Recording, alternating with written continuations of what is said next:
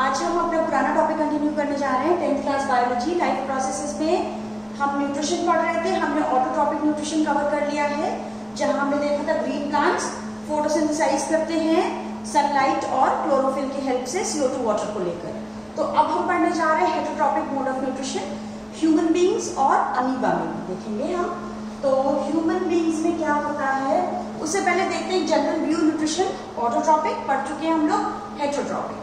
तो autotrophic green plants photosynthesis करते हैं। हेटेरोट्रॉपिक में एक पैरासिटिक मोड ऑफ न्यूट्रिशन है, जहां पर कोई ऑर्गेनिज्म दूसरे लिविंग ऑर्गेनिज्म से अपना न्यूट्रिशन डिराइव करते हैं बिना उसको किल किए हुए। एग्जाम्पल यहाँ पर इंपॉर्टेंट है कस्कुटा या अमरबेल। कस्कुटा या अमरबेल ऐसा प्लांट है जिसने एवोल्यूशन के दौरान अपना ग्रीन कलर खत्म कर दिया, येलो होता है, और ये अपने होस्ट प्लांट से अपना न्यूट्रिशन डिराइव करता है। इसके अलावा टिक्स हैं, लाइस हैं, लीचेस हैं, टेपवर्म्स हैं, ह्यूमन बीइंग के अंदर ये रहते हैं और ये फूड होस्ट से डिराइव करते हैं बिना उनको किल किए हुए। टिक्स डॉग्स पे होते हैं। होलोजोइक न्यूट्रिशन, अब हम देखते हैं होलोजोइक मोड ऑफ न्यूट्रिशन, जहां पर ऑर्गेनिज्म फूड को एज अ होल खा लेता है और फिर उस कॉम्प्लेक्स फूड को सिंपल फॉर्म्स में कन्वर्ट करता है।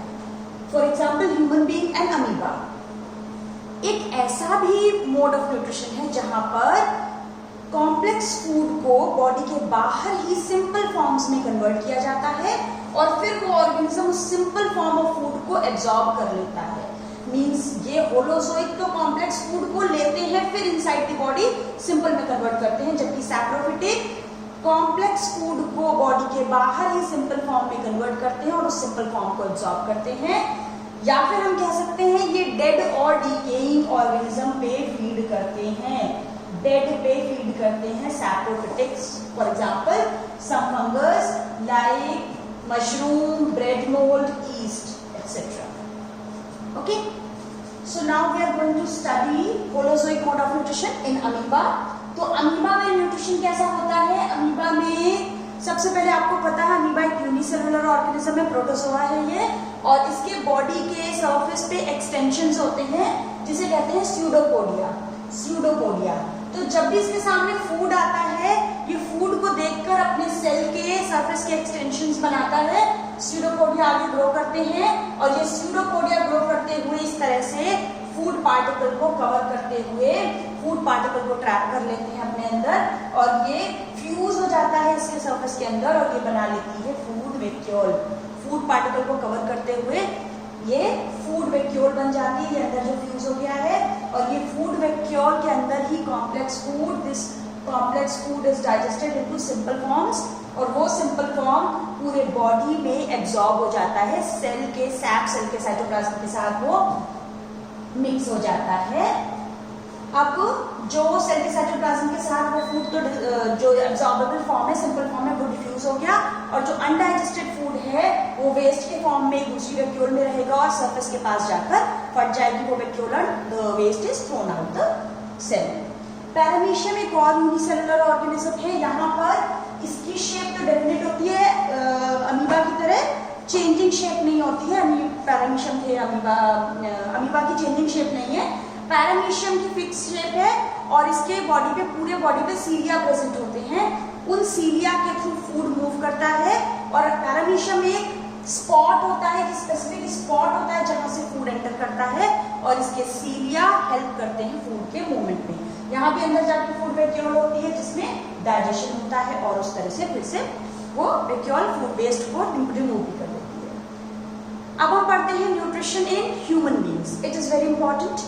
अमीबा वाला डायग्राम भी इंपॉर्टेंट है, 2 मार्क्स में पूछा जाता है। This is nutrition in human beings.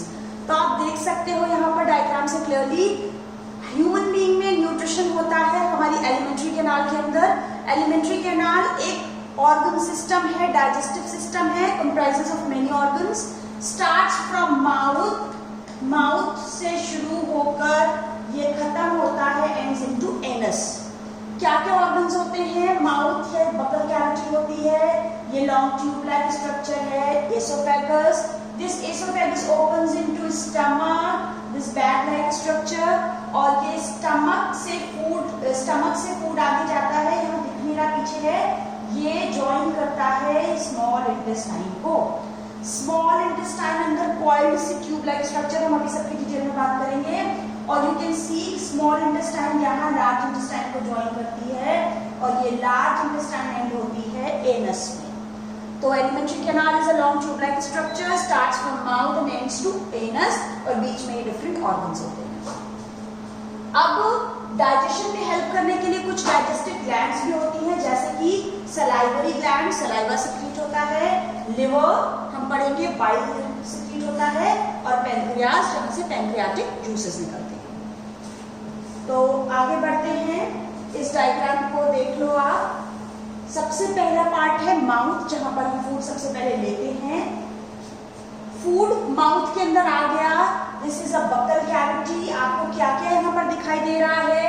यहाँ पर आपको दिख रहे हैं टीथ, यहाँ आपको दिख रही है टंग, और यहाँ पर आपको दिख रहा है, दिखाई नहीं दे रहा है अभी, पर होते हैं सलाइवरी ग्लैंड्स। तो टीथ का क्या काम है? सबसे पहले टीथ फूड को क्रश करता है, जो बड़ी बड़ी बाइट्स हम खाते हैं उन बाइट्स को तोड़ता है, स्मॉल फॉर्म्स में क्रश करता है हमारे टीथ। हमारे मुंह में 4 तरह के टीथ प्रेजेंट होते हैं, 4 डिफरेंट तरीके के टीथ होते हैं, incisor, canine, premolars and molars. Incisor, canine, premolar and molars. अब टीथ हमारे फूड को क्रश कर देते हैं, उसके बाद सलाइवरी ग्लैंड्स में से एक जूस, एक फ्लूइड निकलता है, वाटरी फ्लूइड है सलाइवा। ये सलाइवा हमारे फूड को अच्छे से गीला कर देती है, वेट करती है और मिक्स करती है फूड को। और सबसे इंपॉर्टेंट बात है कि सलाइवा में एक खास एंजाइम होता है, that is salivary amylase. You have to remember amylase, जहां भी वर्ड एंजाइम में हमेशा एज लगा होता है, वर्ड किसी भी चीज में एज लगा है तो वो एंजाइम बन जाता है, और जिस वर्ड के पहले लगा है वो उसको डाइजेस्ट करेगा। तो एमाइलेज हमेशा डाइजेस्ट करेगा कार्बोहाइड्रेट को, स्टार्च को, यू हैव टू रिमेंबर। तो यहाँ एंजाइम है सलाइवरी एमाइलेज, इसको टाइलिन भी कहते हैं, एंजाइम का नाम टाइलिन भी कहते हैं सलाइवरी एमाइलेज को। अच्छा, एंजाइम क्या होते हैं? एंजाइम होते हैं बायोकैटालिस्ट। कैटालिस्ट नाम आपने सुना होगा, केमिस्ट्री में केमिकल रिएक्शंस को स्पीड को बढ़ाने के लिए यूज करते हैं कैटालिस्ट। बॉडी के अंदर कुछ होते हैं बायोकैटालिस्ट, जिनको बोलते हैं एंजाइम्स। ये बॉडी के अंदर की रिएक्शंस को, ये सब जो रिएक्शन आगे होने जा रही है, इन रिएक्शन की स्पीड को बढ़ा देंगे एंजाइम्स या बायोकैटालिस्ट। तो पहला एंजाइम है माउथ के अंदर ही सलाइवा से निकला हुआ सलाइवरी एमाइलेज, जिसको टाइलिन भी कहते हैं। और ये सलाइवरी एमाइलेज किसको तोड़ेगा? ये स्टार्च को तोड़ेगा इनटू सिंपल शुगर। कई बार आपने देखा है ब्रेड को खाते हो, ब्रेड को में कोई टेस्ट नहीं होता, आप मुंह में रखो, इट हैज नो टेस्ट। थोड़ी देर जब आप इसको च्यू करोगे तो यू विल फील कुछ मीठा सा आपको टेस्ट फील होगा। दिस इज बिकॉज कि ब्रेड मुंह में ही थोड़ी सी डाइजेस्ट होनी शुरू हो गई है, सिंपल शुगर में कन्वर्ट हो गई है, इस वजह से हमें मीठा फील हो रहा है, स्टार्च मीठी नहीं लगती है। तो हमारे फूड का डाइजेशन कहाँ स्टार्ट होता है? Starts in the mouth with the help of salivary amylase. Mouth में और किसी चीज का डाइजेशन नहीं होता, ना प्रोटीन का, ना फैट का। किन किन चीजों का एक्चुअली हमारी बॉडी में डाइजेस्ट होना है? इट इज कार्बोहाइड्रेट, यानी कि स्टार्च, कार्बोहाइड्रेट को डाइजेस्ट होना है, हमारे बॉडी में प्रोटीन को डाइजेस्ट होना है, हमारे बॉडी में फैट को डाइजेस्ट होना है।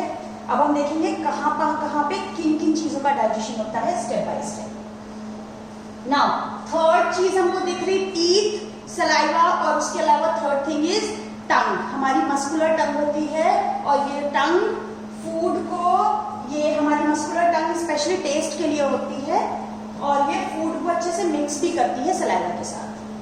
ईसोफेगस हमने फर्स्ट डायग्राम में देखा था, ईसोफेगस एक लॉन्ग ट्यूब लाइक स्ट्रक्चर है, ये ट्यूब लाइक स्ट्रक्चर है, और यहाँ पर किसी भी चीज का डाइजेशन नहीं होता है because it has no enzyme. Oesophagus has no enzyme, यहाँ पर कोई डाइजेशन नहीं होगा, सिर्फ इस पाइप के थ्रू, ट्यूब के थ्रू फूड आगे पास ऑन हो जाएगा, कहाँ चला जाएगा? स्टमक में।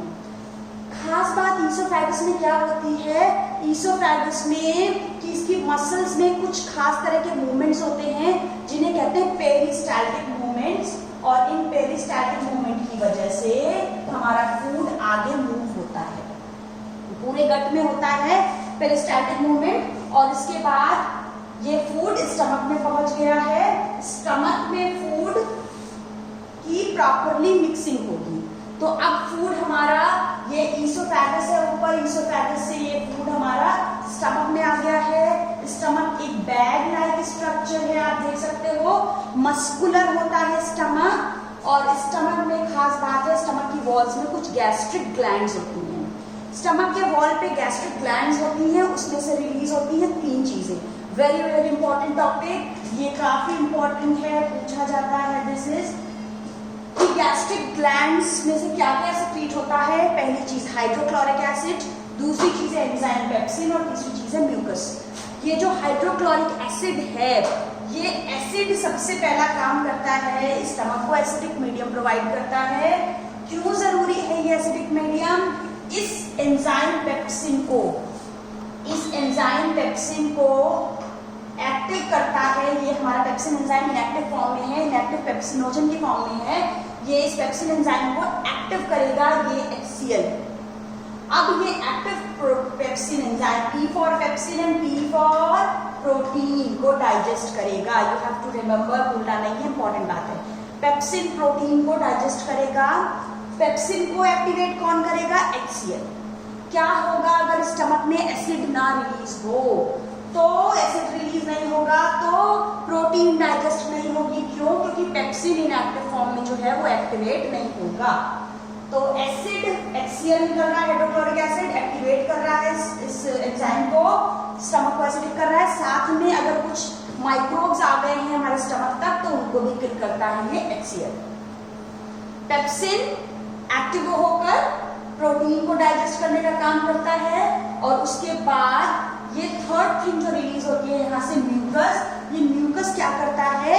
अभी तक इस एसिड HCl के इफेक्ट से जो हमारा फूड एसिडिक हो चुका है उसको न्यूट्रलाइज करेगा, उसको एल्कलाइन करेगा।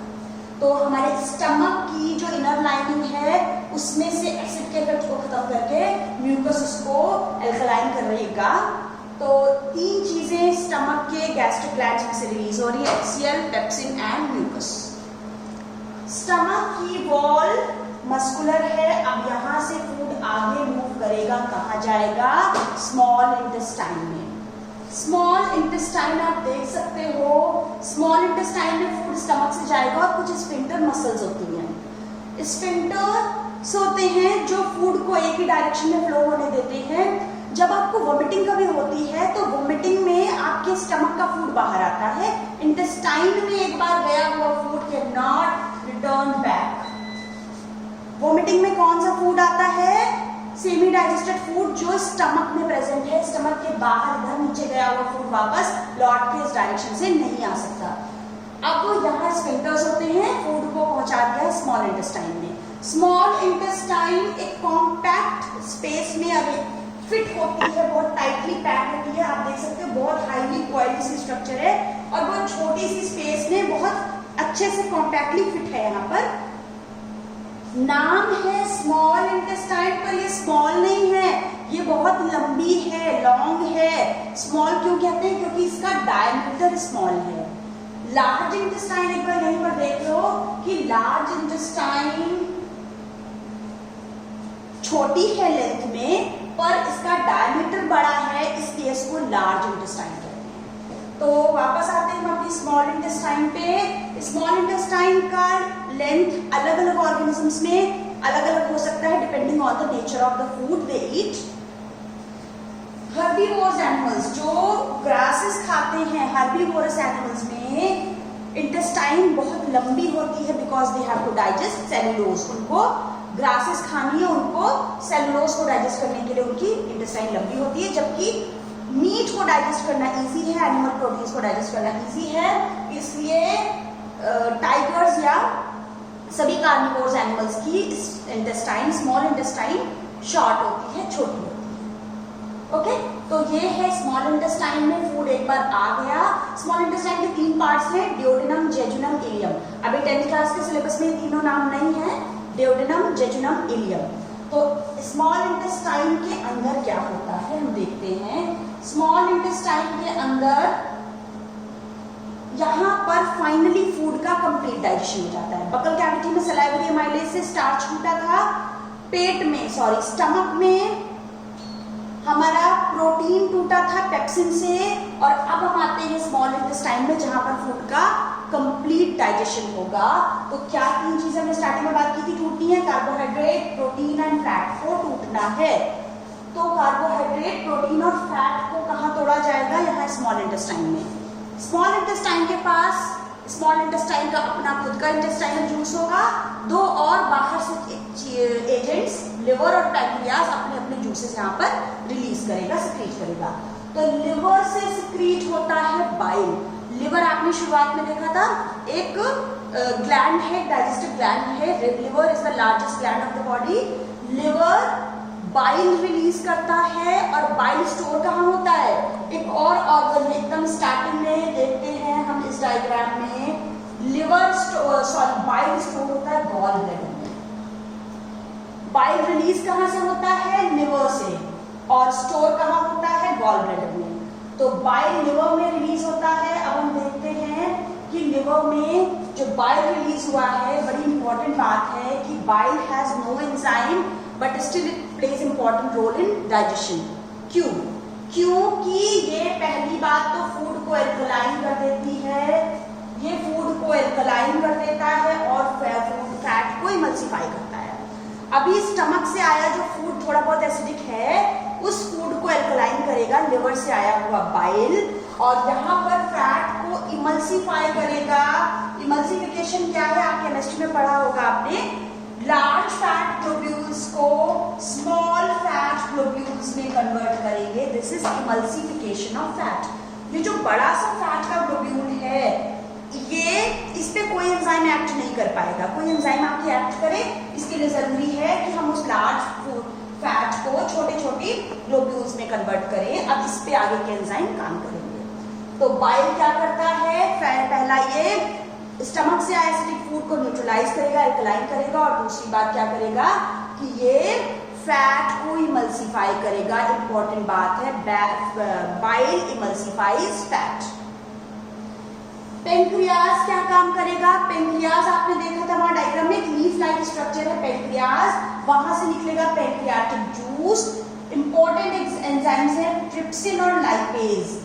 पैंक्रियाटिक जूस से एंजाइम निकलेगा ट्रिप्सिन, और ये ट्रिप्सिन एंजाइम क्या करेगा, ये भी तोड़ेगा प्रोटीन को।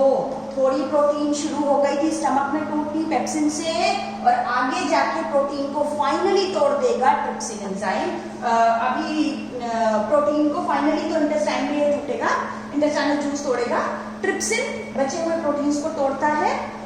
अब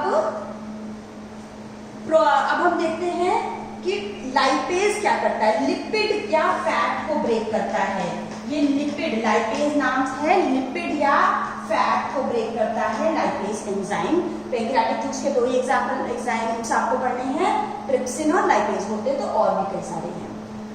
ट्रिप्सिन और पेप्सिन में एक बार कहीं पर क्वेश्चन था, ट्रिप्सिन और पेप्सिन में क्या डिफरेंस है, तो दोनों ही एंजाइम्स हैं, दोनों ही प्रोटीन डाइजेस्टिंग एंजाइम्स हैं, बस डिफरेंस है trypsin is release from pancreas जबकि pepsin is release from stomach gastric glands. Pancreatic juice में होता है ये।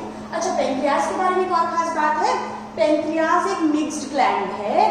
क्यों? क्योंकि ये एक्सोक्राइन भी है जिसमें से डक्ट होते हैं और ये पैंक्रियाटिक जूस रिलीज होता है, और डक्टलेस भी होती है कुछ ग्लैंड्स यहाँ पैंक्रियाज में जो हार्मोन्स सिक्रीट करते हैं। आप चैप्टर कंट्रोल एंड कोऑर्डिनेशन में पढ़ोगे कि पैंक्रियाज में से कुछ हार्मोन्स भी रिलीज होते हैं, इंसुलिन एंड ग्लूकागॉन, और यहाँ से कुछ डाइजेस्टिव जूस या पैंक्रियाटिक जूस सिक्रीट हो रहा है जो एंजाइम्स रिलीज करेगा। तो pancreas is mixed gland. Small intestine में, इंटेस्टाइन की वॉल में कुछ सेल्स हैं, उनमें से इंटेस्टाइनल जूस रिलीज होता है। वो इंटेस्टाइनल जूस फूड को फाइनली ब्रेक कर देता है, कार्बोहाइड्रेट को तोड़ देगा सिंपल शुगर में, प्रोटीन को तोड़ देगा सिंपल अमीनो एसिड में, और फैट को तोड़ देगा फैटी एसिड एंड ग्लिसरॉल में। ये आपको याद रखना है। कार्बोहाइड्रेट बड़े बड़े लार्ज पॉलीमर्स होते हैं, कार्बोहाइड्रेट बड़े बड़े मॉलिक्यूल्स हैं, उनको सिंपल शुगर में कन्वर्ट करेगा। प्रोटीन को अमीनो एसिड में, amino acids are the basic building block of protein, और फैट को फैटी एसिड एंड ग्लिसरॉल में तोड़ेगा। ठीक है, तो फूड फाइनली ब्रेक हो गया, फाइनली टूट गया। अब इस सिंपल फॉर्म में टूटे हुए फूड को, एब्सॉर्बेबल फूड को हमारे स्मॉल इंटेस्टाइन की वॉल में एब्सॉर्ब होना है। ये देखो आप डायग्राम जरा। स्मॉल इंटेस्टाइन की वॉल पे फिंगर लाइक प्रोजेक्शंस होते हैं जिन्हें कहते हैं विलाय। वेरी इंपॉर्टेंट थिंग, 1 मार्क में आता है। स्मॉल इंटेस्टाइन की वॉल पे फिंगर लाइक प्रोजेक्शंस को क्या कहते हैं? विलाय कहते हैं। क्या काम होता है? ये फूड का एब्जॉर्प्शन करते हैं। सिंपल इस सरफेस से भी तो एब्जॉर्ब हो सकता है, पर इसकी क्या जरूरत है? यहाँ सरफेस एरिया बहुत कम है, यू कैन सी, जबकि ये सरफेस एरिया बहुत ज्यादा है। तो this विलाय increases the surface area for absorption of food. तो फूड का एब्जॉर्प्शन कहाँ होता है? स्मॉल इंटेस्टाइन में। कौन करता है? विलाय करते हैं। और अब विलाय अंदर से इसकी स्ट्रक्चर दिखने लिए, विलाय, ये जो विलाय की स्ट्रक्चर है, यहाँ पर ब्लड वेसल्स की सप्लाई रहती है, और यहाँ पर लिम्फ वेसल्स होते हैं, नर्व्स भी होती हैं। Villi are richly supplied with blood vessels, nerves. क्यों होती है यहाँ पर ब्लड वेसल्स? ताकि यहाँ से डाइजेस्ट हुआ food, simple sugar, simple amino acid, simple fatty acid and glycerol कहाँ चले जाएंगे? इस ब्लड वेसल में चले जाएंगे, और ब्लड वेसल के थ्रू ये जाएंगे कहाँ पर? सेल में। ये ब्लड वेसल सेल के पास आएगी और यहाँ पर आके अपना फूड देगी। तो एब्जॉर्प्शन हो गया फूड का। अब हम आते हैं लार्ज इंटेस्टाइन में। लार्ज इंटेस्टाइन छोटी है पर डायमीटर बड़ा है, इसलिए इसको लार्ज कहते हैं। स्मॉल इंटेस्टाइन लार्ज इंटेस्टाइन में ओपन होगी और फूड यहाँ पर अनडाइजेस्टेड फूड आगे बढ़ेगा। इसमें से एक्सेस ऑफ वाटर सारा एब्जॉर्ब हो जाएगा। यहाँ पर और भी ज्यादा विलाय होते हैं जो यहाँ से सारा एक्सेस वाटर एब्जॉर्ब कर लेंगे, और ये फूड जाके रेक्टम में कलेक्ट हो जाएगा, और रेक्टम में जाके कलेक्ट हुआ फूड एनस के थ्रू, एनस नाम की ओपनिंग से आउटसाइड दी बॉडी डिफेकेट हो जाएगा या रिमूव हो जाएगा। This is not excretion. Excretion है यूरिनेशन, ये है इजेशन। हम देखते हैं क्या स्टेप्स हैं न्यूट्रिशन में। न्यूट्रिशन की प्रोसेस में क्या क्या स्टेप्स हैं? इंजेशन है फूड खाना, फूड पार्टिकल्स को, फूड के बड़े फॉर्म को, कॉम्प्लेक्स फूड को हम बॉडी के अंदर लेते हैं, दैट इज इंजेशन। बॉडी के अंदर जाके उस फूड का सिंपल फॉर्म में कन्वर्ट होना है डाइजेशन। डाइजेशन फूड से एनर्जी लेना नहीं है, डाइजेशन कॉम्प्लेक्स फूड को सिंपल फॉर्म में कन्वर्ट करना है, डाइजेशन।